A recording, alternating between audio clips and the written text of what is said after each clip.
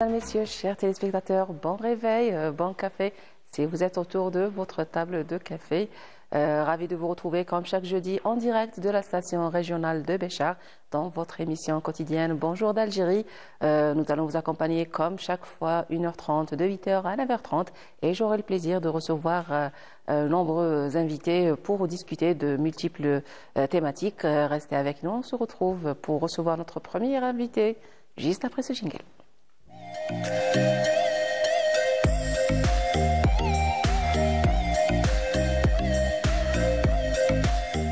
Et voilà, donc j'ai le plaisir de recevoir à mes côtés Nawel Younsi. Bonjour madame, ravie de vous retrouver.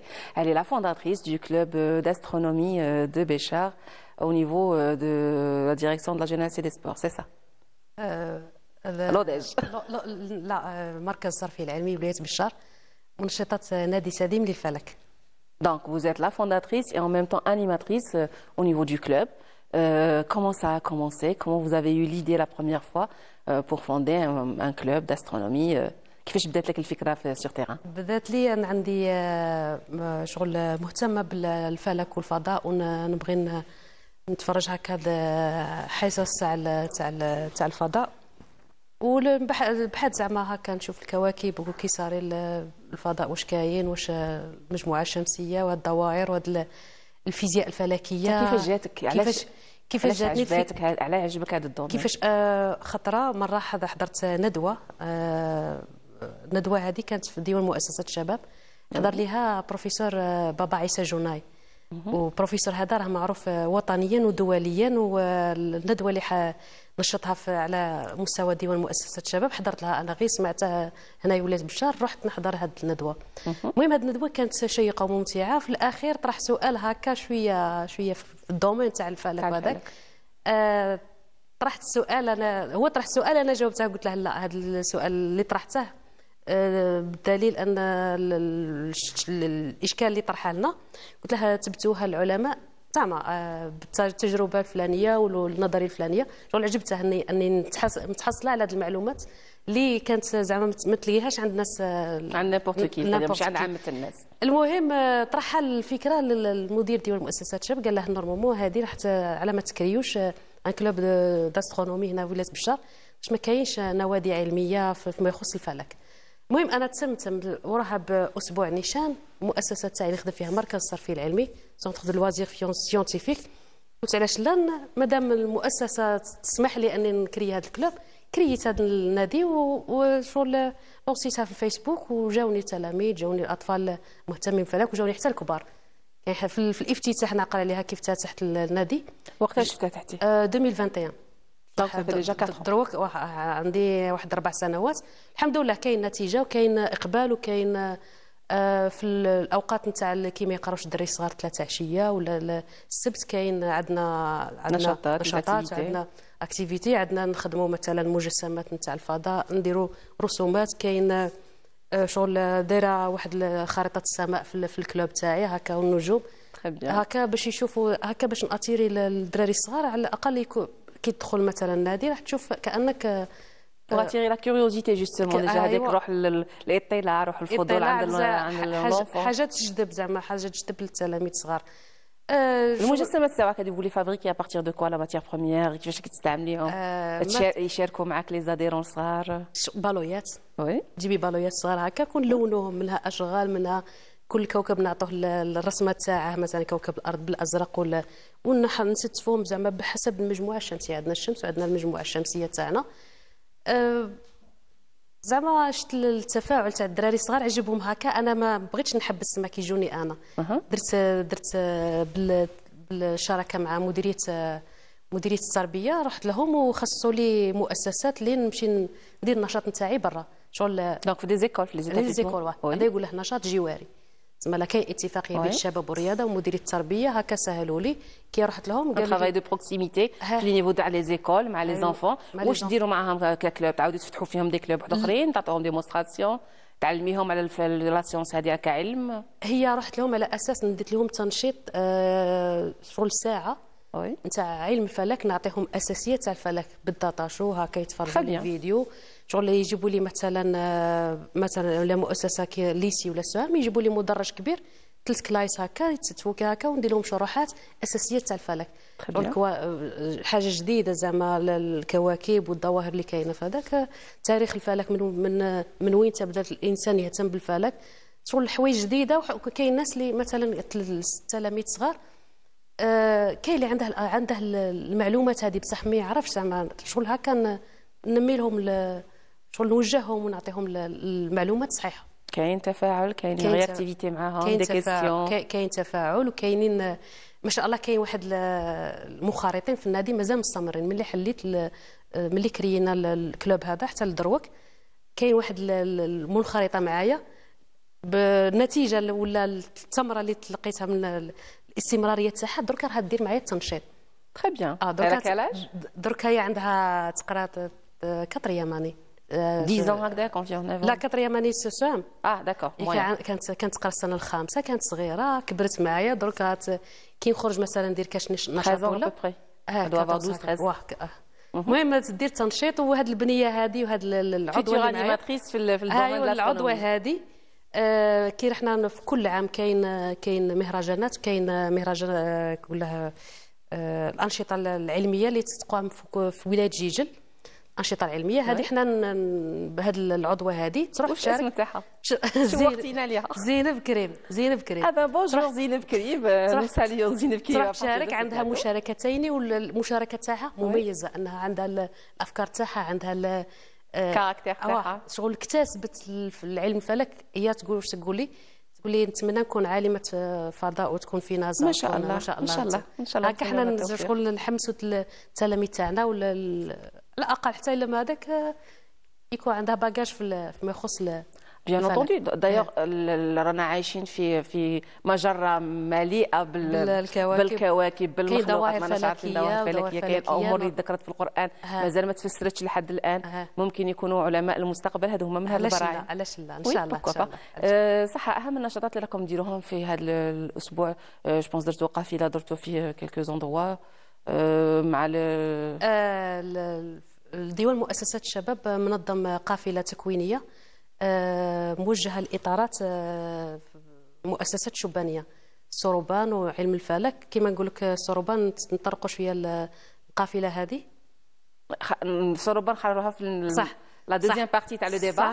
جو بريفير نبداو مع لاسترونومي. لي فورماسيون اللي درتوهم، لي تورني وين رحتوا مع من تلاقيتوا. التكوين هذا درناه على مستوى ديون مؤسسات الشباب، اطارات تاع مؤسسات شبانيه هكا باش سيتادا. من تقولي لي الاطارات نتاع المؤسسات الشبانيه، كاسكو زونتوندي دير ان هاد الاطارات هذوك في المؤسسات تاعهم هما يكريو مثلا نوادي مثلا كيما المؤسسات نوادي الفلك، مثلا دار الشباب تاع دبدابه، عندنا دار شباب البرقه، عندنا دار شباب بلديه ولاس بشار.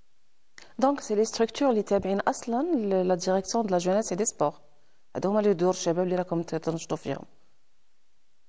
شغل هذه القافله هذه خصت هذه التكوينات لهذه المؤسسات الشبانيه اللي باش نكريو مثلا نوادي تاع نادي الفلك، وكاين السروبان نشاطات اخرى. كاين رسم وقيل على الرمال، مش متاكده من المعلومه هذه. كاين شوفي شغل من السنه اللي فاتت حتى لدروك كاين شغل تكوينات الاطارات اللي ينشطوا في هذه المؤسسات الشبانيه تبع ولايه بشار. D'accord. Maintenant, par rapport les méthodes ou les moyens utilisés في هذا l'apprentissage, quand vous vous adressez à les enfants كتبغوا تعلموهم، واش هي الطرق اللي راكم تستعملوها؟ صح، نعتمدوا اول حاجه على الداتا شو، مثلا نوريهم لي فيديو تاع الظواهر الفلكيه ولا المجموعه الشمسيه ولا اي فيديوهات شغل تعطي معلومات على الانترنت، على يوتيوب نتاع. نستعمل مثلا دي زابليكاسيون اللي هي تلسكوب، اي واحد يقدر اي واحد يتيليشارجي ويترصد في السماء ويشوف المواقع تاع الكواكب تاع النجوم. وكاين ثاني شروحات زعما ما حتى الواحد يستعمل اجهزه كمبيوتر يقدر يدخل. كاينين واحد لي سيت مخصصهم وكاله الفضاء نازا لهواة الفلك، زعما حاجه مليحه تشجع الناس اللي تكون هاويه الفلك وتشاركهم هذه المعلومات. يعني تكون ظاهره ولا يكون عفسه. يقولها علم الفلك التشاركي، يسمى لها هذه المعلومات المتاحه لكاع الناس اللي تهتم بالفلك. تقدر اي واحد يحل مثلا موقع تاع مخصصه ناسا يقدر يدير جوله في كوكب المريخ مثلا، ديك المركبه اللي تدور. نقدروا نحصلوا على هذا لو سيت هذا لو ليان تاعها. كاينين بزاف زعما، انا ماشي عاقله اكزاكت على الموقع هذا، بصح كاينين بزاف زعما. احنا مثلا كنادي تاع الفلك يقدر اي واحد يطلبنا نبيبليوها في لاباج تاعنا في الفيسبوك، شاركوا الرواد لاباج فيسبوك تاعكم شنو هي؟ استرو كلوب سيلاس، استرو كلوب سيلاس بيشار. بيان. هذه هي دونك هكذا الواحد يروح اللي يكون مهتم اللي باغي. النادي تاعي عطينا اسم سديم، نادي سديم للفلك. سديم هذا مسمى فلكي اللي احنا شفنا ان سديم حاجه ظاهره فلكيه زعما غبار كوني، حاجات مبهره في الواحد اللي يرصد الفضاء. الوغ في هذا الرصد واش هي لا بيريود اللي تكون الاحسن باش الواحد يرصد الكواكب؟ اسكو سي الصيف ولا في المشتى ولا الربيع خريف؟ هي الاحسن فتره هي فتره الشتاء، خاطر على السماء تكون نجوم واضحه، وعندنا في الصيف صعب انك ترصدي النجوم. ومؤخرا حنايا في الفتره هذه عندنا اصطفاء في الكواكب، كاين مجموعه كواكب اللي نقدروا نشوفوها بالعين المجرده. مثلا كي ورا المغرب لهيه خلينا نشوفوا مجموعه الكواكب، مشتري، عندنا الزهره، عندنا عطارد، عندنا اورانوس، عندنا المريخ، مع بالتحدي مع القمر. تسمى نشوفوا اصطفاف كواكب. والدائره هذه نورمالمون اي واحد ما يراطيهاش، خاطرش لا بيريود نتاعها دو كال دات راها الدائره. هي شوفي من جونفي حتى لفيفري. هذا كاع هاد الشهرين هذا كاين شغل هذا الاصطفاف. نقدروا دونك يشوفيك دو فوار لا لون، نروح نخزر في القمره راح نشوف الكواكب مستين حداها. في هذه الفتره شغل الاشهر الشهر تاع رجب راح قريب يكمل، تسمى الهلال ما راحش يظهر بزاف، تسمى نشوفوا الكواكب ونشوفوا الكوكبات تاع النجوم. مثلا كاين كوكبات الجبار اللي نشوفوها تتوسط السماء. دونك 14 شعبان الواحد يقانتها هذه هي. لا كاين كوكبات النجوم، هي النجوم اللي تكون مجموعه تاع النجوم اللي نقدروا نشوفوها. تقولي زعما 3 كواكب هذه واش علاش تدل؟ هي راها كوكبات، يقولها كوكبه الجبار. الكوكبه هذه تكون توسط السماء الشتاء. والاصطفاف النجوم راح تكون منظر مبهر زعما الناس اللي تقدر، خصوصا الناس اللي يبغوا هذا الدومين لي زاماتور نتاع الاسترونومي. حنا هو الفلك نستناو الدوائر فارغ الصبر، واللي عنده مثلا الاجهزه اللي يقدر يصورها بالاجهزه كاميرا تكون شويه بروفيسيونال، ماهيش حاجه اللي بالعين المجرده نقدروا نرصدوها، بصح على الاقل. وبالرغم حنايا ما عندناش الاجهزه تاع التلسكوب، حنا ما نتوفروش حنا للاسف نادي تاعنا، بصح نتمناو منا وجاي هكا يتوفر لنا ان شاء الله اجهزه التلسكوب. انتريسون باسكو باش تشوف لاسترونومي، باش تتابع وترصد الحركه تاع الكواكب والنجوم. وحاجه اللي تجلب مثلا التلاميذ المهتمين، ماشي فقط الصغار، حتى الكبار. المهتمين كاين الكبار ثاني يهتموا، يقول لك نشوف مثلا ولا مثلا رصد هلال رمضان، الناس اللي تحوس هكا نحوسوا نكونوا مواكبين الدوام. تشاركوا ككلوب في الرصد نتاع هلال رمضان؟ ما احنا ما شاركناش، بصح نتمناو هكا من الجاي نشاركوا. فكره مليحه. شغل هذا الرصد هذا يصرى كل عام زعما، وهي الرصد تاع الهلال ولا الكواكب ما تحبسش زعما. حنا كنادي تاع نادي سديم للفلك، بالرغم من هذاك نقدروا مثلا مثلا كيما البقع الشمسيه كي تكون كاينه ولا نرصدوها بالكليشي مثلا تاع الراديو هذاك، نقصوه ونديروا هكاك ونقصدوا نرصدوها بالعين المجرده. مالا كاين البدائل، كاين هكا نشطوا حنا نشطوا التلاميذ تاعنا باش يشوفوا حاجه مباشره. سي سا لو رول تاع لو كلوب سيونتيفيك، شغل نادي علمي، سي انه يكون عنده بدائل حتى الا ما عنديش حاجه سوفيستيكي موديرن، تكون عندي طريقه اني باش تكون ظاهره مش ما نرطوهاش، ظاهره ما نرطوهاش. يعطيكم الصحه. دونك هضرنا مانو على لو كلوب نتاع الاسترونومي، نروحوا للكلوب دو سوروبان. في جوج راهم تابعين لديوان مؤسسه الشباب الوداج. شغل الدوره التكوينيه اللي قامت بها السيده الشمالي سهام، المكلفه بالتكوينات على مستوى ديوان مؤسسات الشباب. qui on avait justement envoyé une invitation. Malheureusement son état de santé n'a pas permis sa présence. نتمنوا لها الشفاء، un bon établissement ان شاء الله. اون اغي ايمي لو كان جات معنا هضرت لنا على هذه، معليش ان شاء الله فرصه واحده اخرى. راكم تنشطوا في نفس الدومين، شاركتوا في قافله واحده نتاع السوروبان ونتاع الفلك. دونك لو كوتي تاع السوروبان ديجا سي اون ديسيبلين جديده في الجزائر، راها في السنوات الاخيره بدات تدخل كعلم جديد. واش تقدري تقولي لنا عليه؟ هو كتقنيات اللي تقدر مؤسسه شبانيه نمدوها للتلاميذ الصغار. هي التقنيه هذه تساعدهم في الحساب الذهني، في التركيز، الطفل باش يكتسب مهارات تاع التركيز. المهم هذه القافله هذه راها انطلقت من السنه الماضيه ومست كاع مؤسسات الشبانيه. كاين القافله هذه انتقلت لبلديه بني والنيف، دار الشباب الدبدابه والمنطقه الزرقاء اللي هنا في ولاد بشار. هذه المره اللي فاتت عندنا اسبوعين من اللي كملنا هذه التكوينات. شغل ديوان مؤسسات الشباب اللي بالتكوين هذا اللي مس نشاط الفلك والسروبان.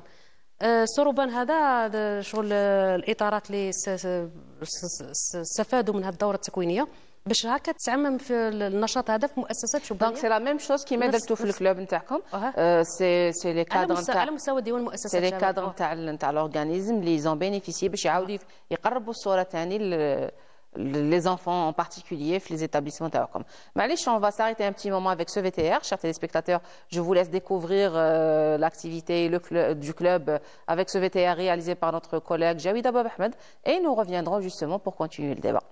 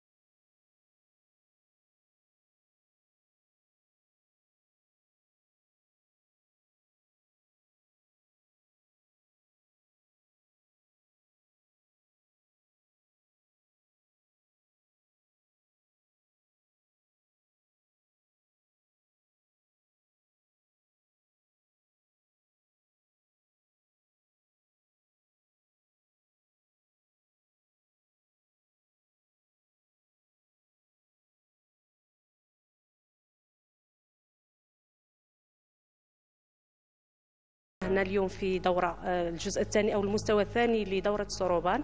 الحمد لله فوتنا الأسبوع الماضي الحصة الأولى. J'ai atteint mon deuxième niveau de Soroban. Le premier niveau, nous l'avons consacré à connaître c'est quoi le calcul mental, quelle est son histoire, comment il est arrivé en Algérie et comment il a été intégré dans les institutions de jeunes. Nous essayons aujourd'hui de former des groupes de jeunes formateurs pour pouvoir transmettre ce savoir-faire plus tard aux étudiants et élèves.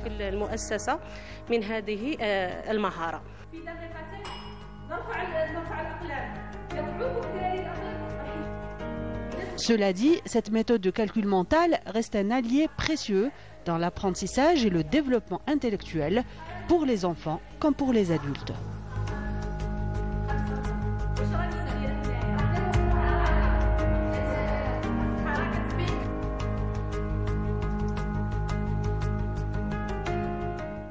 Donc voilà, c'était le Soroban comme club à Béchar. C'est une discipline à la base ancestrale. Ça avait commencé avec la culture chinoise et russe aussi. Mais le boulier qu'on utilise dans le Soroban, c'est le boulier japonais. Justement, on l'utilise au début manuellement. C'est des réflexes mentaux où il y a un calcul mental. قد ما بديناه صغير قد ما يكون سي انكور ميو شغل il y a même des compétitions je pense au Japon les diroham c'est une discipline فيها 10 grades et 10 niveaux c'est ça les informations générales qu'on a sur la discipline هذه et d'ailleurs il est considéré comme art à part entière au Japon. يصح المعلومه كي قلتيها هاد المهارات كيتعلمها الطفل يكون صغير راح تكبر معاه وراح ينميها زعما. حنا هكا نتمناو النشاطات هذه ولا هاد التقنيات اللي يتلقاها الطفل الصغير هذا بين يكون كي يكون صغير هو تكون عنده شغل تنمي له بطريقه احسن. قضيه السروبان مش عارفه يديفلوبي ميم ليماجيناسيون شغل تنمي الحساب الذهني التركيز يعرف كيفاش يركز مع الحاجه مش سي اون كاباسيتي اون كومبيتونس دو بلوس لي مهارات اللي يكتسبها لونفون سورتو تساعده في مي يا با داج ليميت c'est-à-dire à n'importe quel âge on peut apprendre هاد الار هاد لا ديسيبلين. بالدليل ان الاطارات داروا الدوره التكوينيه هذه باش من بعد يقدروا يلقنوها للتلاميذ الصغار ولا حتى الاطفال اللي محتاجين. اسكو لي زانفون راهم انتريسي كيشوفوا دي هاد بون جو سي كو ديجا بلشار يا بليزيور ايكول اللي راهم يعلموها كوم ديسيبلين. يا دي ايكول بريفي دو سوروبان. Les parents aussi, c'est une nouvelle tendance, vu qu'on commence à prendre connaissance sur les réseaux sociaux, les YouTube et tout ça. On voit que certains pays l'ont adopté comme discipline ou là comme orientation pour les études نتاعهم. Est-ce que كاين إقبال في بشار عندكم على les clubs, la curiosité, les gens qui veulent avoir des réponses؟ هي كاين إقبال وكاين مسابقات نظمتها مديرية الشباب والرياضة. كاين واحد القاعة تاع كي نقول لك قاعة كبيرة وكاع معمره بالتلاميذ هذو اللي كانت مسابقه. انا نعقل عليها هكا كانت عندها عامين ولا مش اذا ما خفتش الذاكره تكون خانتني. اسمها هذيك القاعه الكبيره تاع كي قاعه تاع سبور اسمها كاع تعمرت بالاطفال اللي كانت كاينه كومبيتيسيون اللي راح كانت فيها تصفيات اللي تمشي للولايات. L'étranger, je pense qu'il y a eu une représentation même à l'étranger. Il y a des équipes qui راحوا من l'Algérie où ils ont eu des. كاين مسابقات وطنيه اللي هي مهرجانات اللي تقام منظمتها وزاره الشباب والرياضه في عده مجالات بينها هذا الحساب الذهني كما النشاطات العلميه نشاطات.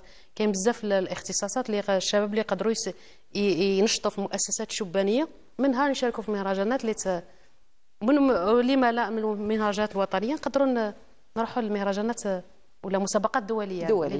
Et c'est ça le but justement. Bon, pour conclure le débat تاعنا, on a parlé du Soroban, on a parlé du club de l'astronomie. واش هما les disciplines ou les sciences ou là qui se développent au niveau de votre centre de loisirs scientifiques, mis à part هذه les deux disciplines؟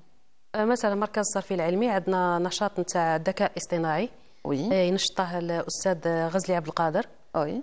Qu'on a eu l'honneur et l'occasion de recevoir plusieurs fois même. وما شاء الله عليه زعما النشاط هذا عنده صدى في المركز الصرفي العلمي. كي تقول الذكاء الاصطناعي اوتوماتيكمون راح يجي في بالك النشاط هذا عندنا في المركز الصرفي العلمي وفخر لنا حنا كاستاذ كيما الاستاذ غزلي ينشط لنا في المؤسسات تاعنا.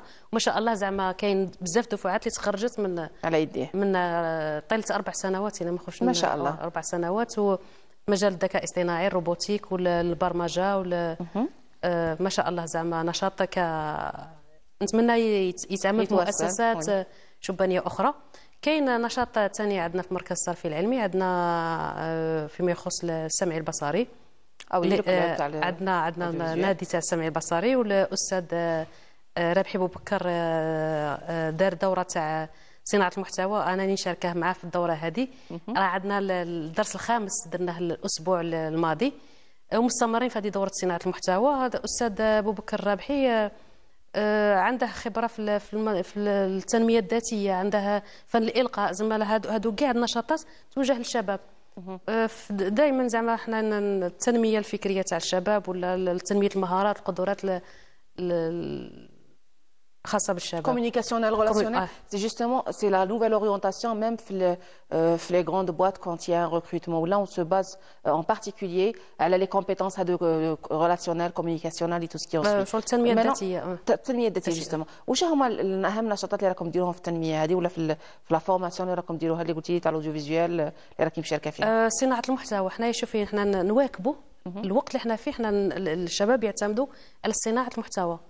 صناعه لي فيديو صناعه حنا كي نقول لك صناعه المحتوى لي يوتيوبر لي جلوبر قادر من جانب تسويقي مثلا اي وحده كل واحد مثلا تصنع الحلويات وما تعرفش كيفاش تسوق تنضم عندنا في دورة صناعة المحتوى، أنها المحتوى اللي عندها ولا الحاجه اللي بغات تسوقها تعرف كيفاش صناعه المحتوى. ولا مثلا طالب جامعه عندها افكار ديزيدي مثلا يبغي ينور بها الزملاء تاعه، تسمى هذه صناعه المحتوى، انك كيفاش تقنن مثلا المحتوى الفيديو اللي راح نشوفوه مثلا في مواقع التواصل الاجتماعي، ان زعما شويه نقصوا شويه من هذه التفاهه وهذا يكون محتوى هادف ويكون احترافيه. كيقول لك صناعه المحتوى تبازي على صناعه الاوديوفيزيوال. اي الاوديوفيزيوال خاص الناس تكون متمكنه من تقنيات الحديثه الانتاج السمعي البصري ولا صناعه المحتوى اون جينيرال. زعما هذه هي. اسكو عندكم دي دومين بيان بريسي في هذه صناعه المحتوى؟ قال باغ اكزومبل نشجع مثلا في محتوى ديني، في محتوى فكري ثقافي كوميرسيال تجاري. اسكو عندكم دي دومين هكذا سبيسيفيك؟ اسكو كاين ريسومبلونس كامل كيف نعطيك انا غير لا باز ومن بعد هي تختلف على حسب المحتوى، تختلف كل محتوى عندها طريقه تاعه. شغل انك كيفاش يكون عندك جمهور، كيفاش تواكب الجمهور هذا، كيفاش تفهم الجمهور تاعك، وين تلقاه وخاصك تفهم الجمهور تاعك باش دير له صناعه المحتوى. لي جروب شكون هما اللي راح تنشر فيهم، كيفاش الصيغه نتاع الكتابه نتاعك، الهضره، بزاف امور اللي لازم هذه كاع عندها استراتيجيه، لابد انك تمشى باستراتيجيه والا تكونش عندك النتيجه كما باغيها. يعطيك الصحه. عندك كلمه ختاميه تقوليها لنا؟ شكرا على الاستضافه قناه كندا جيري، ونتمنى ان شغل النشاطات اللي حنا نديروهم هنايا في المؤسسات الشبانيه تتعمم في البلديات ولايه بشار. ونشكر السيد مدير الشباب، ونشكر السيد مدير ديوان مؤسسات شباب والاستاذه سهام شمالي على توفير هذه القافله اللي سمحت لنا ان النشاط هذا يكون شامل على ولاية، يكون يوصل للجمهور. يعطيك الصحة. Je vous remercie d'avoir accepté notre invitation. Vous étiez avec nous en direct de la station régionale de Béchar. Chers téléspectateurs, nous arrivons à la fin de ce premier plateau. Je vous laisse avec cette pause musicale et nous reviendrons juste après pour recevoir notre prochain invité. Restez là.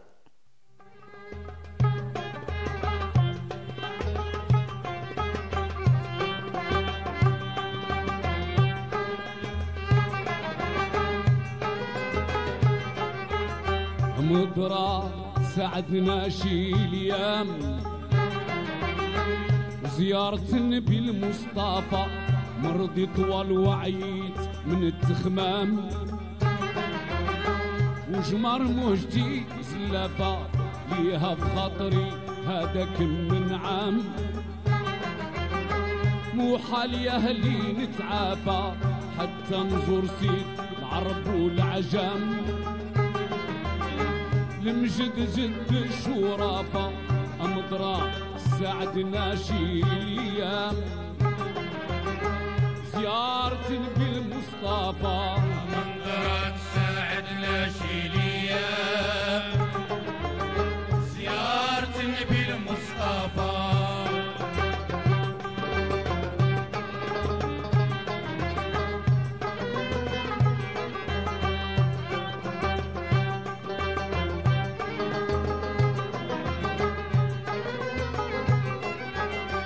مضرة زماني يرضى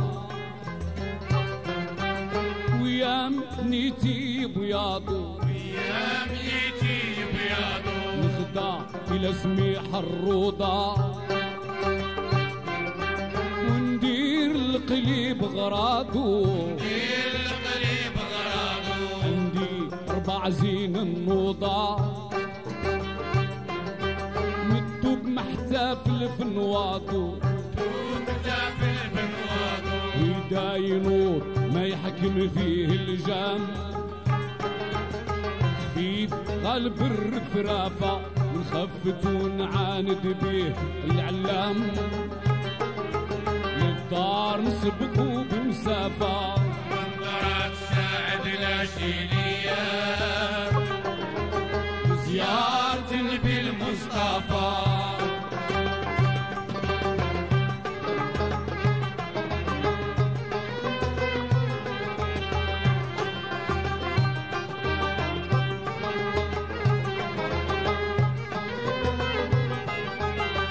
مقرا نحج ونعقب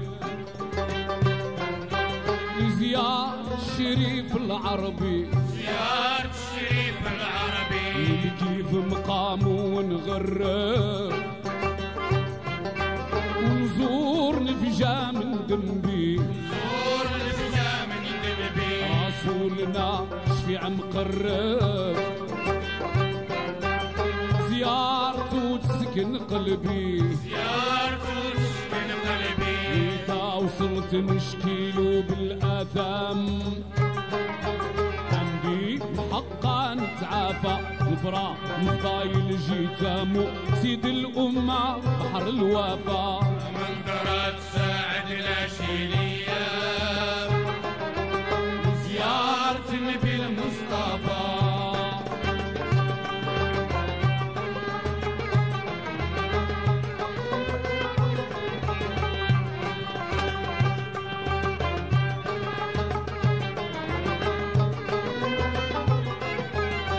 مقرا نقبل نمشي للهاشم سميح الشوشة الهاشم سميح الشوشة نهضى إلى بلاد القرشي زيارة همومي تبجى زيارة همومي تفجا عندي ربع رايس حبشي مكتوب عازم على الرمشة مكتوب زين كيف بغاه النظام عزتو طانو بكلافة اصبر عليه 6 شهور بعد العام مشاق بيه بلاد مخافة منظرات ساعد العشيرية زيارة النبي المصطفى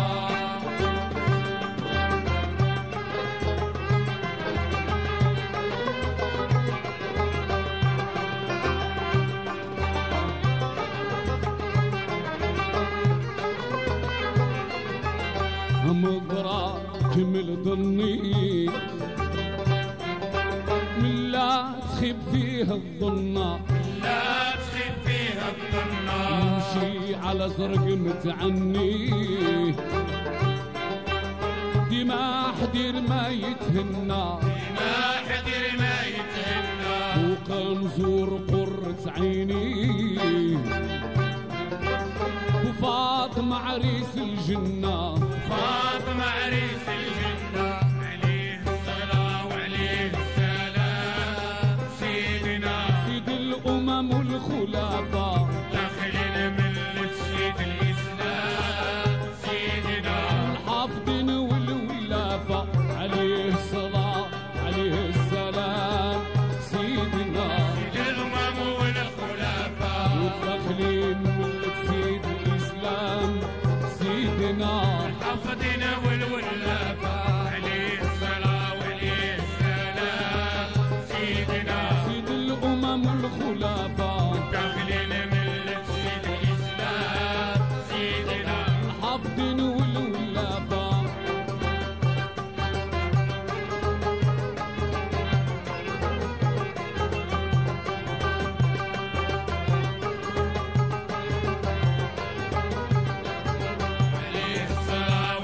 عليه الصلاة وعليه السلام سيدنا سيد الأمم والخلفاء داخلين ملة سيد الإسلام سيدنا حافظين والولافة عليه الصلاة عليه السلام سيدنا الأمم والخلفاء داخلين من سيد الإسلام سيدنا حفظنا والولافة عليه الصلاة وعليه السلام سيدنا سيد الأمم. Et voilà une très belle chanson du groupe El Ferda de Kenza Béchar.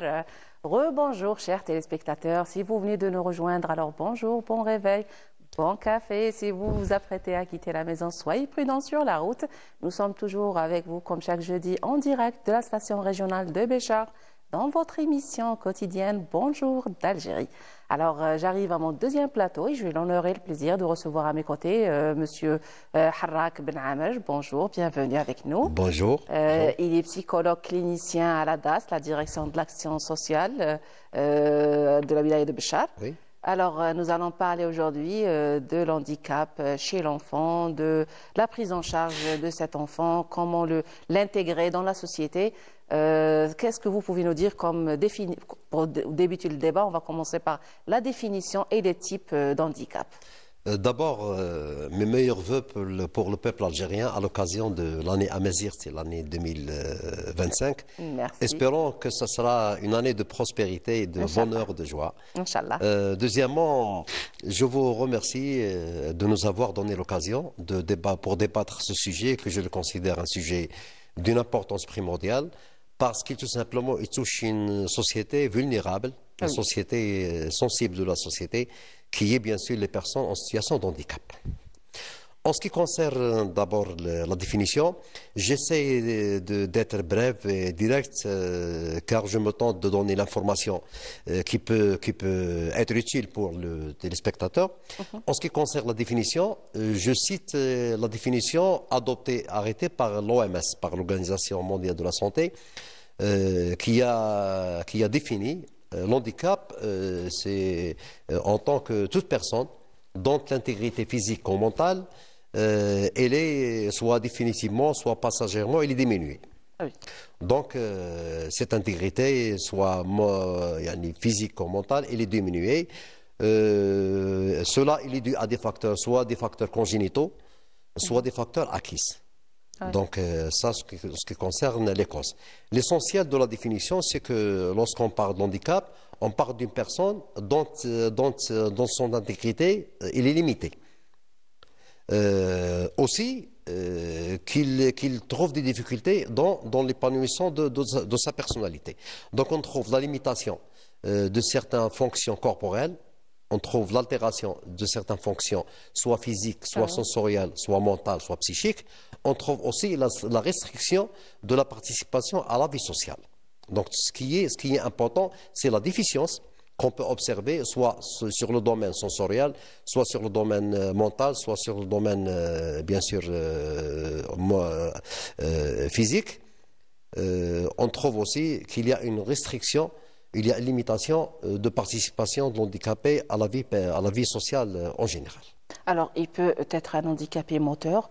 Comme il peut un handicap mental. visuel, comme il peut être un handicap auditif. Exactement. Exact. Et ça pourrait être aussi mental, un arriéré mental, Bien sûr. des difficultés Bien sûr. de naissance ou, comme vous l'avez bien cité, acquises ou génétiques. Donc, Bien sûr. quand on reçoit un enfant de la famille de manière héréditaire, Oui. il y a un handicapé à la famille. C'est pas souvent facile pour les parents. Déjà de le savoir au départ, mais surtout c'est l'absence de conscience ou de connaissance de cette prise en charge. Ils sont responsabilisés, mais ils ne savent pas trop quoi faire, ni comment faire. Alors, quand on a un enfant, déjà, qu'est-ce qu'il faut faire? Donc, c'est une question de fond. On sait bien, en tant que praticien dans le domaine de la psychologie clinique, que l'arrivée d'un enfant handicapé, malheureusement, excusez-moi du terme, représente un fardeau social. Malheureusement. Oui. Malheureusement. Tout simplement, je rappelle certaines notions de la psychanalyse, que je les trouve des notions fondamentaux. Vous savez bien que l'enfant, on dit que l'enfant, il est fantasmé avant qu'il naisse. Ça veut dire que le désir, chaque mère a le désir d'enfanter, d'avoir un enfant. C'est un désir très très fondamental parce que ce désir de la mère, elle exprime ses vœux, comme il exprime ses désirs, comme il exprime ses fantasmes, comme il exprime ses blessures. La nature, de toute manière. La nature, c'est la fibre maternelle chez toute femme. D'ailleurs, la fille, depuis jeune âge, elle prend sa poupée, elle la considère comme son bébé. Exactement. Donc, l'enfant imaginaire, c'est que ça veut dire que la mère, dès qu'il sache qu'il est en grossesse, il construit une image qu'on appelle l'image fantasmatique. Oui.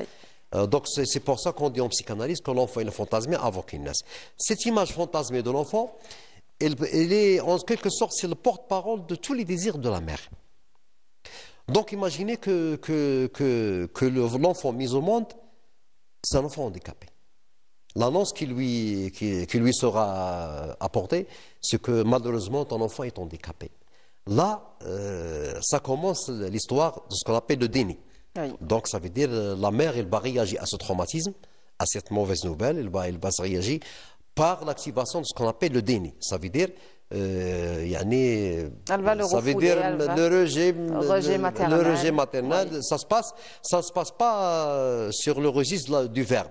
C'est pas un rejet volontaire, c'est un rejet inconscient. Donc la mère, plus précisément, le mois de la mère, il va faire le déni face à face à cet enfant. Ça veut dire que l'enfant, il est placé à la quarantaine. Il est placé à la quarantaine, il est placé dans un cercle où il est rejeté. Ça dure quelques heures, quelques jours, parfois plusieurs. Ça dépend de la mère. Ouais, Ça dépend de parfois la mère, plus. ça dépend de la structure psychologique de la mère.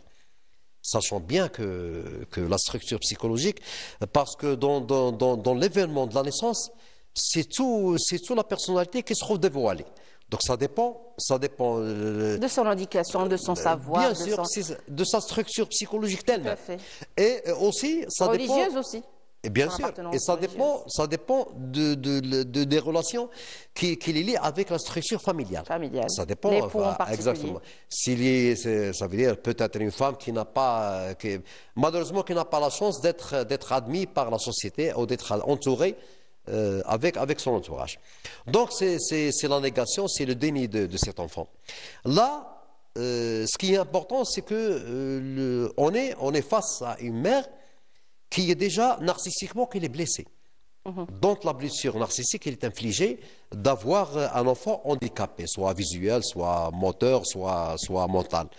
Donc le travail du psychologue à ce niveau, il doit travailler en sorte d'aider la mère à dépasser, Et à accepter, justement. à accepter son sort et son dépasser enfant. cette blessure narcissique, à aider la mère à accepter l'enfant tel qu'il est. Bien sûr, sachant bien que malgré qu'on veuille ou pas, l'enfant c'est un cadeau de Dieu. De Dieu, exactement. Donc on doit lui accepter. Donc le travail psychologique, ça veut dire initié par le psychologue ou bien par le psychothérapeute ou bien par le psychanalyste, c'est en finalité c'est d'aider la mère à accepter son enfant tel qu'il est. C'est la première phase de l'insertion de cet enfant. Qu'il se fasse accepter au sein de sa famille, Bien sûr. en premier lieu. Quoi qu'on fasse, mais l'intégration sociale ou bien l'insertion sociale de l'handicapé qui est la finalité de toute une politique d'État. En finalité, qu'est-ce qu'on cherche? On cherche l'insertion de l'individu handicapé, on cherche qu'il soit intégré, qu'il soit inséré dans le milieu social. Ça ne veut rien dire si l'enfant n'est pas accepté, n'est pas inséré dans l'imaginaire de la mère, s'il n'est pas accepté dans le verbe de la mère. Et dans le noyau de la société qui est la famille, justement. Exactement, il faut qu'il soit accepté, Encouragé, encouragé, soutenu, accompagné, tout ce qui en suit. Exactement. D'accord. C'est la première forme de l'insertion sociale, c'est la première forme de l'intégration sociale de cette personne qui est en difficulté d'handicap, qui est Donc déjà, il faut handicapée. commencer par accompagner la maman depuis l'annonce de la nouvelle, l'accompagner pour qu'elle soit déjà prête pour, à son tour, accompagner son enfant, l'aider à s'intégrer et tout ce qui en suit. Ça veut dire qu'il y a un travail à faire, qu'il y a un travail, qu'il y a un accompagnement qui doit se faire au profit de la mère, soit Ok. par l'entourage, soit par le psychologue, soit par les auxiliaires de vie, etc. D'accord. L'enfant est accepté au sein de la famille. On commence à l'orienter, à l'aider, à l'appuyer et tout ce qui en suit. Première phase difficile, c'est le contact avec les autres enfants. Donc, Il devient parfois monstrueux face à des différences. On va dire tout ce qui est différent oui. peut attirer l'attention d'un enfant, soit positivement, soit négativement. Quand c'est positif, c'est tant mieux. Les gens sont curieux, ils Bien veulent sûr, bien ils sûr. veulent l'intégrer, ils Oui, veulent toucher, oui, ils veulent oui. adopter. Mais quand c'est négatif, quand c'est un rejet de ces, on va dire, les enfants de son âge. Donc, comme je suis en train de dire, c'est un travail psychanalytique qui doit être fait auprès de la mère pour qu'elle accepte, bien sûr, son enfant. Là-dedans, on travaille avec l'inconscient de la mère. On travaille avec son inconscient, ses désirs, son statut vis-à-vis de son sujet, etc. Deuxième chose, c'est que l'État, ou bien la réglementation en vigueur, elle a prévu ce qu'on appelle la prise en charge institutionnelle. Ça veut dire que l'enfant doit être placé, doit être intégré au sein de ce qu'on appelle les établissements spécialisés, à partir de 3 ans. 3 ans, très bien. C'est la législation en vigueur qui préconise ça, notamment le décret exécutif 1205, daté du 4 janvier 2012. C'est ce décret qui a préconisé, qui a indiqué ce qu'on appelle les établissements spécialisés. Par l'appellation exacte, sont des établissements spécialisés pour éducation et enseignement spécialisés pour enfants handicapés. Justement, le choix de l'âge n'est pas aléatoire. C'est à partir de ce moment-là où l'enfant commence à avoir son indépendance de sa maman. Et il peut faire ses besoins tout seul, il peut marcher. Bien sûr. Il commence à prendre un peu d'espace avec sa maman. Et surtout, il commence à avoir contact avec les autres enfants. Exactement. Et c'est donc le moment idéal. C'est très facile de réaliser ça en tenant en compte le droit de l'enfant à la prise en charge précoce. Tout à fait. Alors, on va s'arrêter un petit moment avec ce VTR. Je vous laisse découvrir le centre pédagogique destiné aux handicapés mentaux de Béchar, réalisé par notre collègue Jawida Baba Ahmadi. Nous reviendrons pour continuer le débat. Restez avec nous.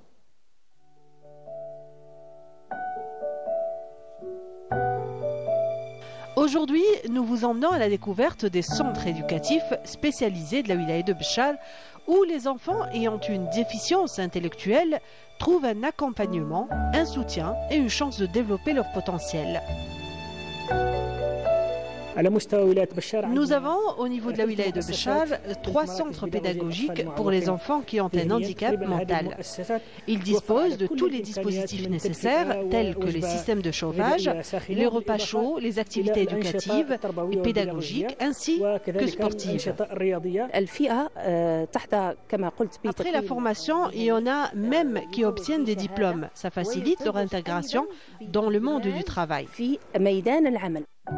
Une équipe multidisciplinaire œuvre quotidiennement pour offrir un cadre adapté et bienveillant. Développer les compétences sociales, les aptitudes pratiques et l'autonomie sont les objectifs clés de ces équipes grâce à des méthodes pédagogiques innovantes.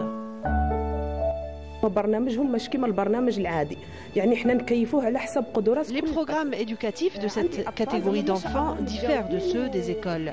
Ils sont spéciaux. Chacun a son propre programme. Nous suivons quotidiennement l'état de santé des enfants, surtout les diabétiques et les obèses.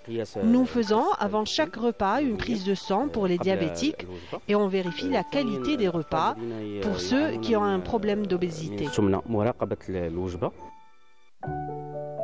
Ces centres leur offrent non seulement un espoir, mais aussi un soutien psychologique précieux. Ils jouent un rôle fondamental dans l'inclusion et l'égalité des chances pour les enfants ayant une déficience intellectuelle. Alors, pour les enfants qui ont une déficience, justement, on a commencé par voir justement le centre. Il n'est pas le seul, il y en a 3. Au niveau de la wilaya, mais ce ne sont pas les seules structures destinées à cette, on va dire, catégorie vulnérable. Donc, c'est le 3e centre, c'est le centre psychopédagogique pour enfants handicapés mentaux. En plus, il y a 2 centres qui sont implantés au chef-lieu de la wilaya, qui sont tous ici au niveau de la commune de Béchar. Oui. C'est un centre qui s'occupe évidemment des enfants qui portent une déficience mentale, soit de degré léger, soit de degré modéré, ou bien approfondi. Ce sont 3 catégories qu'on s'en occupe, conformément à la réglementation, bien sûr. Comment savoir à quelle catégorie son enfant appartient? Est-ce que vous leur faites passer des tests pour les... Bien sûr. C'est par le biais des techniques psychologiques qu'on a. D'accord. Premièrement, au niveau du centre, bien sûr. Premièrement, l'enfant il a le droit d'être accueilli. En primo, leurs parents expriment leur demande pour qu'ils soient insérés au niveau du centre par le biais d'une demande. D'accord. Donc, ils sont accueillis par une équipe pluridisciplinaire qui est composée de psychologues cliniciens, psychologues orthophonistes, psychologues pédagogues. L'enfant, il est accueilli. on doit faire notre travail en tant que psychologue, ça veut dire évaluer le degré de maturité intellectuelle, soit qu'il s'agit d'un enfant à déficience mentale légère, ou bien modérée, ou bien approfondie. Après, on le met sous observation, en fin de compte, pour qu'on puisse le voir et trancher sur la décision de l'intégration au sein de ce qu'on appelle le conseil psychopédagogique pour enfants handicapés. C'est une instance statutaire de l'établissement qui est chargée, ça veut dire ce conseil pédagogique, il est chargé d'étudier la demande quant à l'admission ou bien son rejet. Les enfants qu'on s'en occupe, bien sûr, sont des enfants handicapés mentaux, à 3 degrés, bien sûr.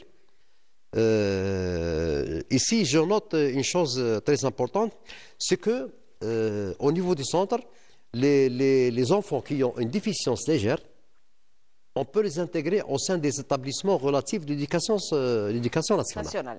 Ça allait être ma question justement. Est-ce que s'ils n'ont pas, c'est-à-dire des réactions agressives ou s'ils ne sont pas vraiment très arriérés, on peut les intégrer avec une communauté normale? Est-ce qu'il y a des classes spécifiques dans les établissements scolaires?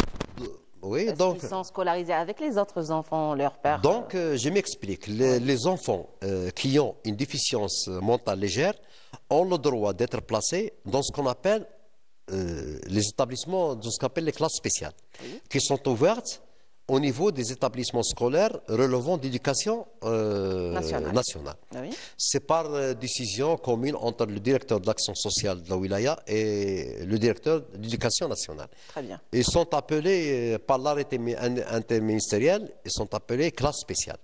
Mais ils sont placés au niveau de ces classes après avoir subi une préparation psychologique, après qu'on soit sûr que l'enfant il est 2 critères. Le premier critère, c'est l'autonomie. Ça veut dire que l'enfant doit avoir son autonomie corporelle. Deuxièmement, il y a les capacités langagières, les capacités qui lui permettent au moins de faire des petites communications, d'exprimer le mot au minimum. Ça veut dire 2 critères de base. L'autonomie corporelle et deuxièmement, l'acquisition du langage, qui sont deux facteurs décisifs pour que l'enfant soit accepté au niveau de ces classes. Ces classes aussi ils sont encadrées par les enseignants d'enseignement spécial. Actuellement, au niveau de la wilaya de Béchar, on a 10 classes spéciales réparties au niveau de 5 établissements primaires. Ils sont éparpillés au niveau de la wilaya, bien sûr, au lieu de la commune de Béchar. On a 7 classes. Ils sont encadrés tous par les enseignants par les maîtres d'enseignement spécialisés. Ces classes ils sont soumis au contrôle, bien sûr, de l'éducation nationale. Quant le contrôle pédagogique, l'inspection pédagogique. En ce qui concerne nous, la solidarité sociale, la solidarité nationale, on veille à offrir, bien sûr, l'encadrement technique et bien d'autres supports pédagogiques pour l'enfant. Par exemple, l'outil pédagogique, ça veut dire les outils techniques. Très bien. Les supports pédagogiques, certains supports pédagogiques pour l'année préparatoire. Actuellement, on a 2 niveaux. On a le niveau préparatoire, on a la première année primaire, aussi deuxième année primaire. Espérons que ces enfants auront la chance de passer à l'année suivante, c'est-à-dire le niveau supérieur, 3e année ou 4e année. Alors, donc, on est en train de travailler dessus. Je remarque que vous avez parlé uniquement des classes primaires. Au niveau moyen, ils font comment? Au niveau moyen, on a des classes spéciales, mais c'est pour les élèves handicapés auditifs. D'accord. Et pour les enfants, pour les élèves handicapés visuels.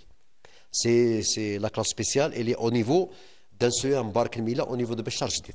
Très bien. Donc on a une classe qui se compose de 7 élèves, de 5 élèves sourds qui vont, Inch'Allah, bientôt passer leur examen de fin de l'étape moyen.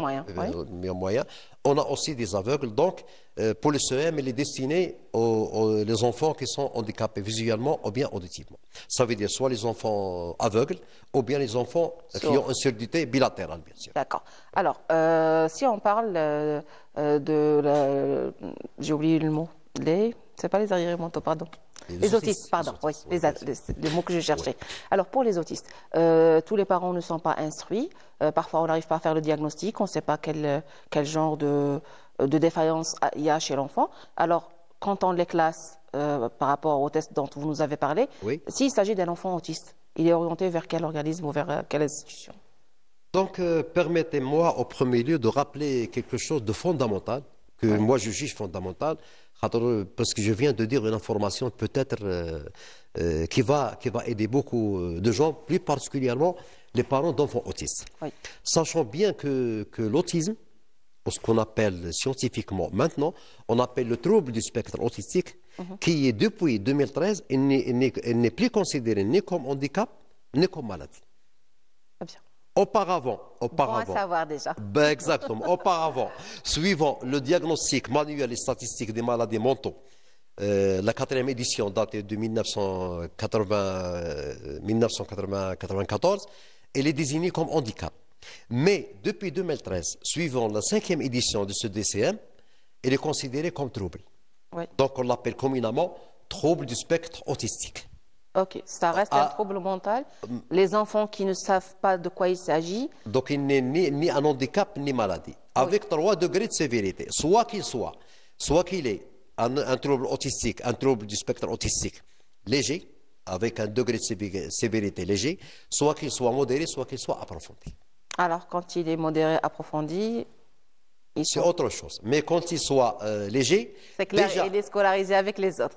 Déjà au niveau de chef-lieu de la wilaya, l'information que j'ai, c'est plus de 30 enfants atteints de troubles d'autisme léger qui bénéficie de sa scolarité, qui suit son cursus scolaire, mais avec condition qu'il est déjà accompagné par ce qu'on appelle les AVS, les auxiliaires de vie scolaire.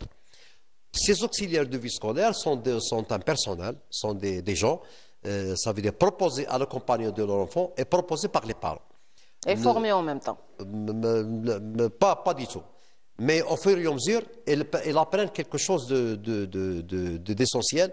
En ce qui me concerne, puisque je travaille sur le domaine de l'autisme, je donne quelques informations utiles, pédagogiques, qui aident automatiquement l'auxiliaire de vie scolaire à aider et à bien mener sa tâche, qui, bien sûr, c'est l'accompagnement, c'est l'aide de l'enfant pour qu'il soit scolarisé d'une façon tout à fait normale, d'une façon qu'il est inséré. Puisque ici, j'insiste aussi d'une chose, puisque c'est un trouble, on comprend 2 choses.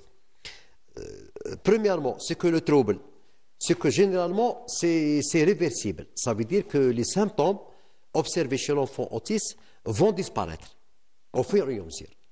On voit chez la plupart des autistes l'absence du contact visuel. C'est le symptôme fondamental par lequel on identifie, on diagnostique un autiste. Au fur et à mesure, cette absence de contact visuel disparaît. Et l'enfant autiste vient de communiquer avec ses parents, avec bien sûr ses homologues, avec bien son entourage. Mais ça ne part pas naturellement, il faut une prise en charge bien il ne faut que l'insertion. Il faut donner un espace d'intersubjectivité. C'est ce qu'on appelle, puisque le mettre en interaction avec les autres. Avec l'entourage.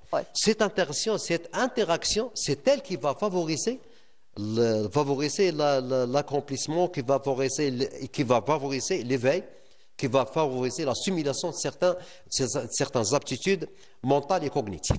Deuxièmement, le trouble, il n'est pas forcément lié avec une déficience mentale.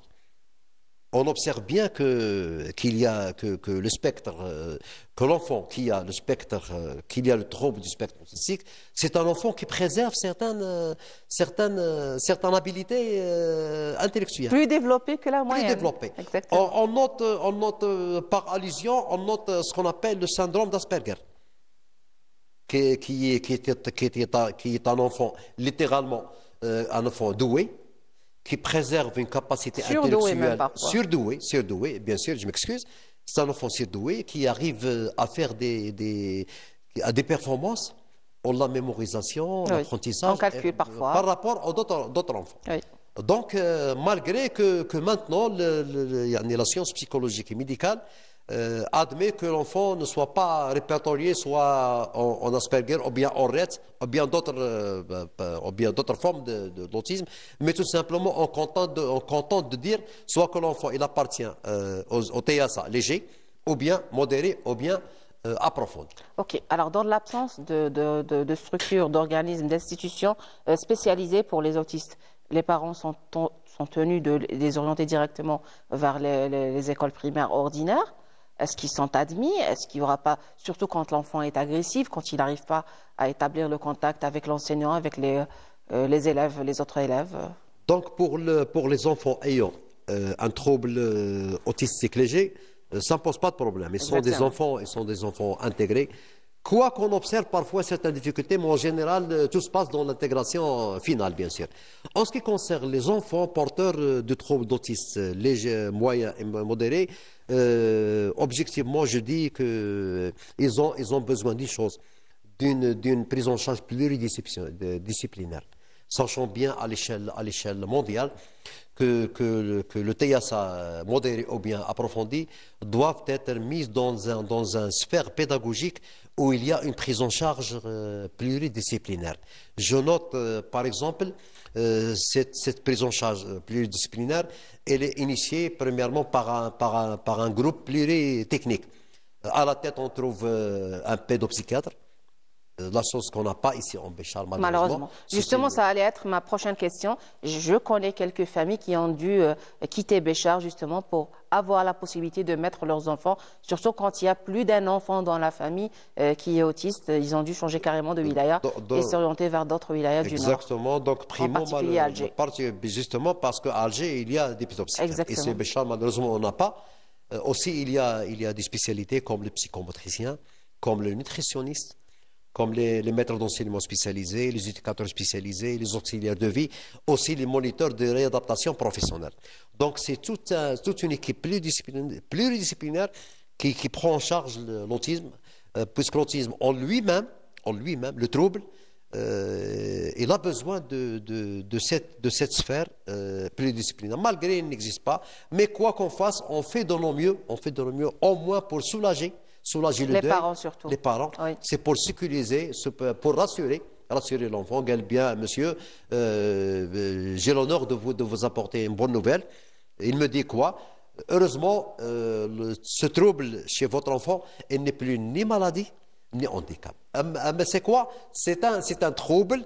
Heureusement qu'il y aura la chance de récupérer plusieurs de ses facultés. Il suffit de bien l'accompagner, d'en faire en sorte que voilà, c'est un être humain à part entière qui comprend, qui interagit. Exactement. Et plus on le considère comme une personne normale, plus il va guérir rapidement.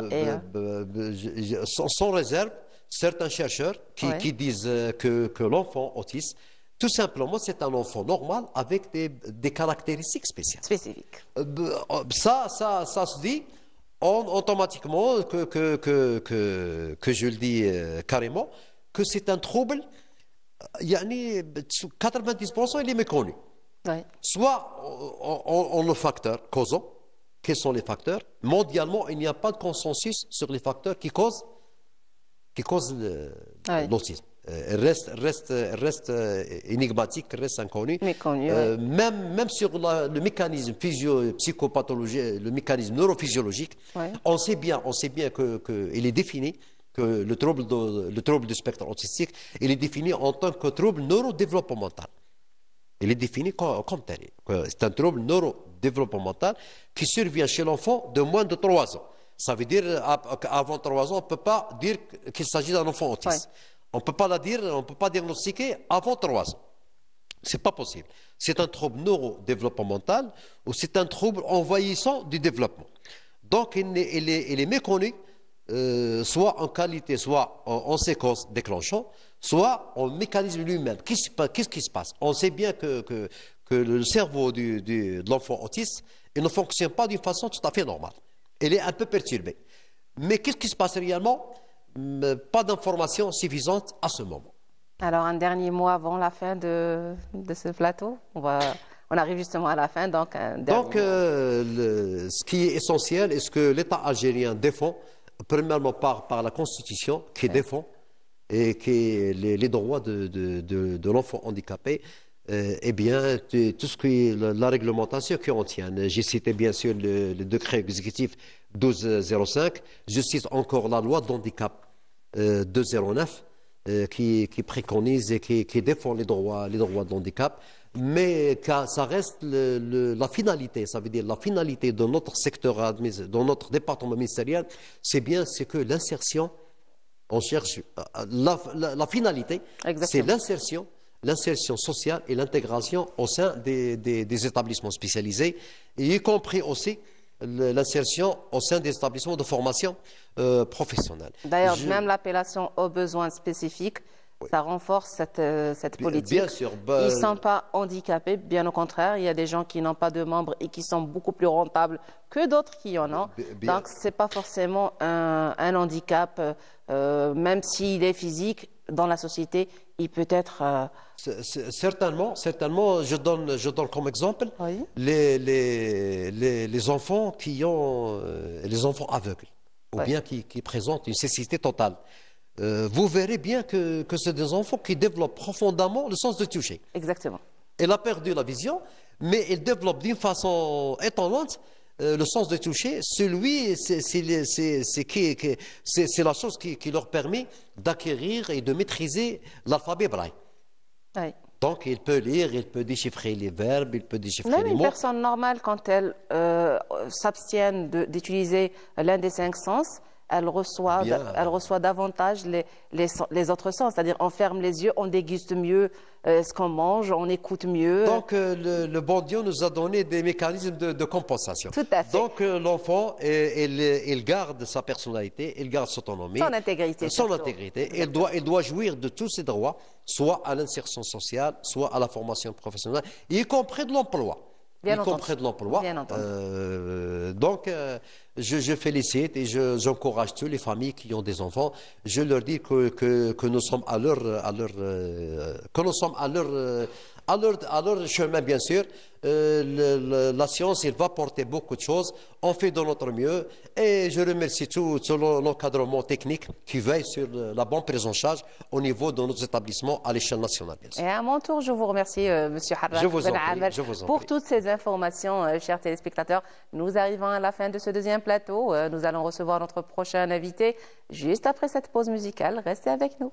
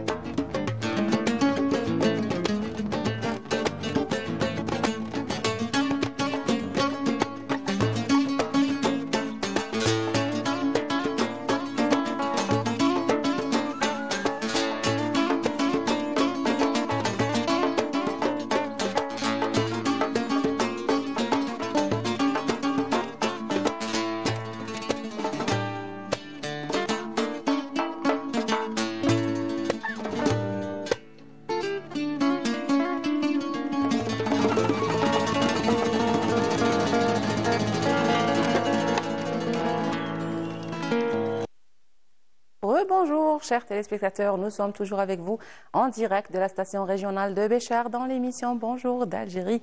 Comme chaque jeudi, c'est Béchar qui vous accueille. Alors nous arrivons à notre troisième plateau. J'ai l'honneur et le plaisir de recevoir à mes côtés M. Brahim Kiriti, il est master coach en communication, consultant en communication dans le couple. Donc bonjour, bienvenue. Merci d'avoir répondu à notre invitation. Merci de m'avoir accueilli dans votre plateau Canal Algérie. Je remercie tout le monde et je suis très ravi d'être parmi vous aujourd'hui. Ah ben, sentiment partagé, ravi de vous accueillir. Alors, nous allons parler justement de l'importance de la communication et du dialogue dans le couple entre femme et son époux et vice-versa. Dans un couple. Bien sûr, s'il n'y a pas de communication, il y aura beaucoup de phénomènes, beaucoup de problèmes et ça n'ira pas. Donc, il faut, dans ces sujets qui sont très abordés dans les consultations, dire pourquoi l'essentiel de la communication, donc il faut commencer par la fin. Cette question qui est posée par plusieurs couples quand ils arrivent à l'impasse et que ça ne marche pas, et ils arrivent aux séparations malheureusement, ils se posent la question pourquoi le couple a échoué. Voilà, pourquoi ça n'a pas marché. Pourquoi ça n'a pas marché, pourquoi le couple est arrivé à l'échec. C'est l'impasse. Et la réponse qui est adoptée par tout le monde, c'est il n'y a pas de communication. C'est-à-dire on ne donne pas une valeur à la communication, mais on dit soit que la communication a échoué, soit qu'il n'y a pas de communication, soit il y a une mauvaise communication, soit que la communication elle est unilatérale. Ouais. Si en visant la société, l'homme dans notre société, il a reçu une éducation masculine. Cette éducation, elle est soumise à des coutumes, à des traditions. Et où l'homme, il est des habitudes parfois, c'est tout. Et toujours l'homme, il est décideur. Il est décideur, il est pilote, il n'a jamais tort, et il est parfait. Donc la femme, elle est soumise. Donc l'éducation. Elle subit. Voilà. Donc l'éducation que reçoit la femme chez nous, dès qu'elle est une petite fille, elle est soumise à l'éducation d'être soumise à l'zouj, à l'chir, à tout le monde. Donc elle n'a pas le droit de dire ce qu'elle ressent. Et c'est cela qui pourrait engendre un échec parce que quand on parle d'un stéréotype qui est semé dans la société par les réseaux sociaux, par les feuilletons, les séries, que tout le monde, surtout la femme chez nous, elle poursuit ces séries et elle a cette image qu'elle bâtit dès qu'elle est jeune fille et qu'elle veut concrétiser, qu'elle veut que son homme, son prince qui vient, il doit avoir cette image, c'est-à-dire cette image référentielle. On compare toujours la femme, on compare toujours l'homme qu'on a choisi avec l'homme qu'on rêve. Mais on s'aperçoit, avec le temps, par la chance, par ceux qui sont chanceux, dans les 3 ans qui suivent le mariage, c'est-à-dire si on commence par le début, on a vu ce choix de cette liberté de choisir l'homme ou la femme qu'on a voulu, c'est-à-dire on a vu liberté, mais le verbe le plus conjugué dans cette relation, c'est le verbe impressionner. C'est-à-dire on ne dit pas la vérité, on dit que je suis temps, je peux faire cela, je suis le perfectionniste, on cherche la perfection. Mais on s'aperçoit qu'après 3 ans, quand la flamme d'amour s'éteint, on s'aperçoit que l'homme qu'on a choisi ou la femme qu'on a choisi, il lui manque beaucoup de choses. Et c'est essentiel parce qu'on se demande pourquoi les querelles, parce qu'il y a ces disputes à la maison. Moi, je crois que les disputes et les querelles à la maison sont essentielles pour valoriser la relation. Mais quand ils dépassent les limites et qu'il n'y a pas une vraie communication. Qu'est-ce que ça veut dire une communication? C'est une transaction d'idées, d'affection, d'amour, d'émotion. Je peux lire, si j'ai ces compétences de lire les profondes émotions de l'autre. Ouais. Nous, on ne peut pas les lire parce que nous, on est des Algériens, surtout les Algériens, on n'a pas cette aptitude de dire ce qu'on ressent. On le fait. Je ne peux pas dire à ma femme que je t'aime. Ça devient un peu l'ampleur de cette... un orgueil déplacé. Je ne peux pas me permettre, je ne suis pas censée. Elle le sait. C'est des faits que je dois faire, c'est pas... Alors que non. La femme, elle est là pour entendre, même si c'est 1 million de fois, je t'aime, tu es belle, tu es... Mais on peut le dire. Parce que il y a un obstacle, oui. on n'est pas éduqué à le faire. Exactement. Ça peut toucher notre rajla ta'ala, parce que je ne peux pas dire à ma femme, pour ça que je vous dis, je ne vais pas me mettre à genoux et porter une fleur rose, ou le Saint-Valentin, ou la dire, par exemple, fêter le... Ça reste un tabou, l'amour chez nous, c'est un tabou. Bien sûr. Et c'est le premier pas de l'échec. Ouais. Quand on ne parle pas, on n'affiche pas les émotions. Mais arriver à lire les émotions de l'autre sans qu'il parle, parce que le gestuel, ça présente 53% de communication. Parfois, les mots nous trahissent, on ne peut pas dire tout, parce que les mots qui véhiculent nos émotions, on ne sait pas les choisir, parce qu'on n'a pas ce vocabulaire, on n'est pas habitué, parce que Hachna fait une grande famille où le grand-père il est leader, le père il rentre, il sort, et la femme, elle ne fait que le ménage. Mais cet instant, c'est les instants d'amour qui font donner de l'amour. On n'a pas ces instants d'amour. On n'a pas le temps de revivre ces émotions. D'apprécier ces moments. Ouais, parce qu'on n'a pas le temps. Donc, quand on arrive à l'impasse, c'est-à-dire après 3 ans, comme j'ai dit auparavant, en 3 ans, parce que quand on choisit le partenaire, on le choisit sur des critères qui ne sont pas des critères très essentiels, qui ne sont pas liés à l'émotion. Parce que il me plaît. Parce que peut-être que quand je vois une femme, ou je vois une fille, ou je vois un homme, il y a une partie qui me plaît en lui. Pourquoi je le prends tout? Si par exemple, je me mets à... C'est-à-dire, il y a des obligations quand on est marié. Il y a des obligations, il y a des défis dans les relations humaines. Une responsabilité surtout. Bien sûr. Et ces responsabilités, est-ce qu'elles sont équivoques à nos capacités de le faire? Est-ce qu'on peut accomplir cette mission entre un homme et... Parce que quand on établit un espace de communication, qu'est-ce qu'on fait? On donne à l'autre l'occasion de faire refléter, de faire ressortir ses émotions, ses peurs, surtout les peurs. Parce qu'une femme, qu'est-ce qu'elle demande? Elle demande la sécurité. Et l'homme, qu'est-ce qu'il demande? Il demande la considération. Donc, une femme qui se sent délaissée, qui n'est pas rassurée, insécurité, surtout sur le plan financier, parce que ses rêves, c'est un stéréotype qu'on a parlé auparavant, elle est une femme, elle a besoin d'être une femme de société, gâtée, bien habillée, bien maquillée.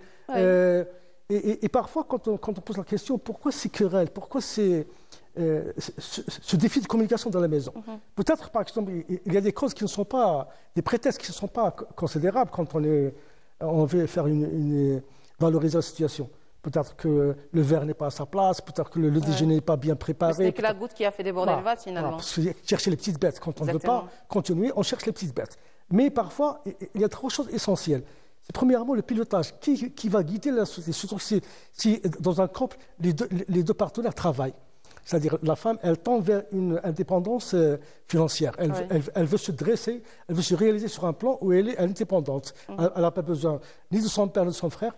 Et par conséquent, elle n'a pas besoin de son mari. Donc, elle peut acheter ce qu'elle veut. Donc, quand elle est libre, elle tend vers l'indépendance financière. Qu'est-ce qu'elle fait? Elle va satisfaire les besoins de ses enfants. Parce que l'homme, sa paie, peut-être elle n'est pas satisfaisante, peut-être qu'il parvient à payer une facture ou deux, mais il va s'habituer à que sa femme, elle va tout faire. Donc, ici, ça va changer. Donc, celui qui finance, il a besoin d'avoir un appui politique, c'est-à-dire il va gérer ces décisions qui ne sont pas à interrompre. Donc là, la communication, elle va avoir un peu de défi, surtout si dans la maison, on a les garçons et les filles qui sont aux côtés de leur mère qui favorisent leurs besoins. Oui. Et c'est ce qui déstabilise le foyer maintenant. Donc, et l'absence de la fonction de l'homme en tant que père, en tant que mari, en tant que gérant, ce qui fait la différence entre la nouvelle société et l'ancienne école, où le père était toujours le patron, le décideur et le preneur. Donc, si on veut passer par le test, combien de temps, pour parler de la communication entre le couple, combien de temps pourrais-je supporter l'autre, pourrais-je écouter l'autre pour qu'il dévoile ses vœux, ses besoins? Vous allez être surprise, 17 secondes. Waouh. Je ne peux pas supporter l'autre, parce que... Et c'est le temps qu'il me faut pour préparer mes arguments contraires. Ouais. Sans que l'autre parvienne à expliquer ses profondes idées, ses profonds sentiments. Donc il y a toujours cette... Très peu, 17 secondes. Bien sûr. C'est la capacité que je peux. Parce que si je ne crois pas à la communication, si j'étais élevé dans une société où le père ou le mari, il est toujours l'aider, il n'a jamais tort. Je ne peux pas, donc, même si je suis civilisé, que j'ai fait de l'université, que j'ai un diplôme, que j'ai choisi ma femme, par exemple, elle était collègue avec moi, ou un partenaire, que je l'ai choisi même, c'est pas ma mère, ou l'entourage, oui, donc, c'est toujours cet orgueil qui est en développement en moi. Dans la conscience, je ne veux pas accepter que je sois, que je me déplie, que je me... Manipulé d'une manière ou d'une autre. Par une femme. Ouais. Même si je l'aime, mais je ne vais pas lui donner tout le respect qu'elle vaut, parce que c'est une femme.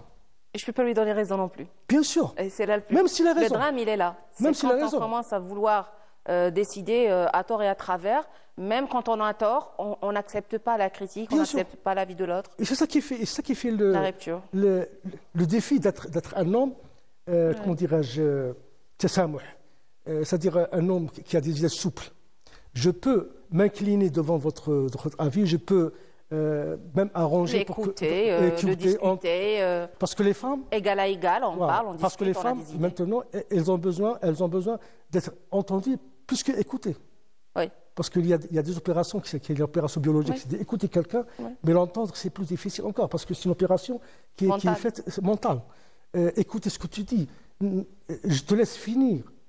J'essaie de ne pas insister sur les mots, plutôt que d'insister sur le concept, ce que vous voulez dire. Et parfois, quand un couple qui est en coordination, qui est en harmonie, on synchronise les idées. C'est-à-dire, je te comprends à demi-mot.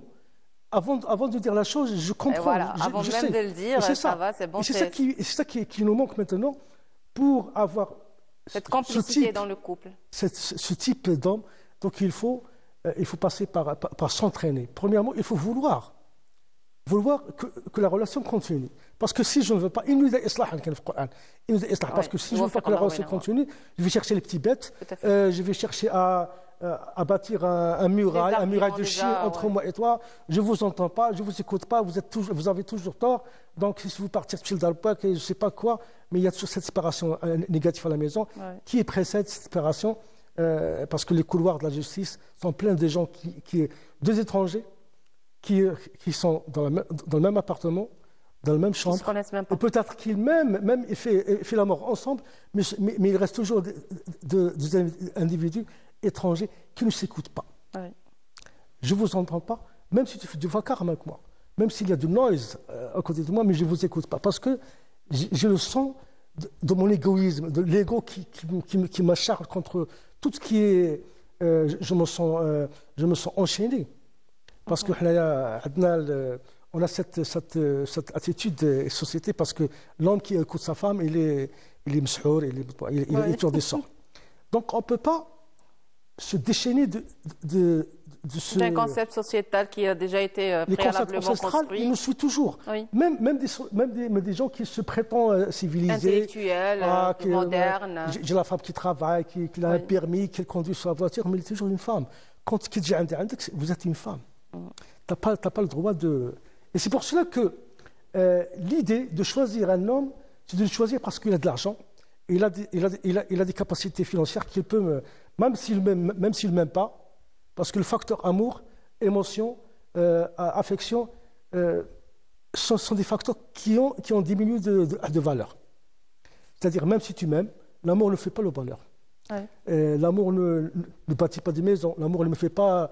je peux organiser des vacances, mais je ne peux pas m'habiller avec tout le monde, même si tu m'aimes, parce que l'amour ne dure que 90 secondes. Vous allez encore être surpris. Un amour ne dure que 90 secondes. Il faut toujours le renouveler. Ouais. Et ce qui fait renouveler l'amour, ce sont les petits gestes, les moments les plus profonds. Intimes, ouais. Un dîner qui a été bien parfait. Bien préparé. Une situation où les deux étaient en compatie, ils ont mis d'accord, un enfant bien éduqué, je ne sais pas. Parce que les stations, Ce sont qui font donner à l'amour sa revivacité, c'est-à-dire mettre à jour l'amour. Ouais. On ne peut pas... L'alimenter, c'est comme une rose. Bien sûr. Si on arrête de l'arroser, ben, elle va faner. Bien sûr, il va faner. Voilà. Et encore mieux encore, c'est quand on parle d'amour, on parle de continuité, on parle de conduite entre causes. C'est-à-dire, on ne peut pas être sur la même longueur d'onde. Impossible. On ne peut pas avoir les mêmes idéaux. Et on ne peut pas avoir les mêmes idées. Pas forcément, on ne partage pas les mêmes avis. Bien mais sûr. Cette complicité, cette attention, cette tendresse, ce partage de moments, c'est-à-dire le besoin, fait que voilà... Je suis prêt à te suivre, à t'écouter jusqu'à la fin. Pierre Daco, quand j'ai lu le verbe comprendre les femmes, Pierre Daco, c'était un grand psychanalyste. Malheureusement, on est pressé par le temps, on arrive à la fin de notre rendez-vous, mais j'espère vous recevoir une prochaine fois pour discuter plus largement sur ce sujet. Il est très intéressant. Très voilà, on ne peut pas le gérer en une demi-heure ou même pas en une heure. Oui. Chers téléspectateurs, j'espère que vous avez passé de bons moments avec nous. Je remercie l'équipe technique qui m'a accompagné, les invités qui ont répondu à notre invitation. Je vous donne rendez-vous jeudi prochain à la même heure sur la même chaîne. Restez fidèles au programme de Canal Algérie. C'était Bonjour d'Algérie en direct de Béchar. Au revoir et merci.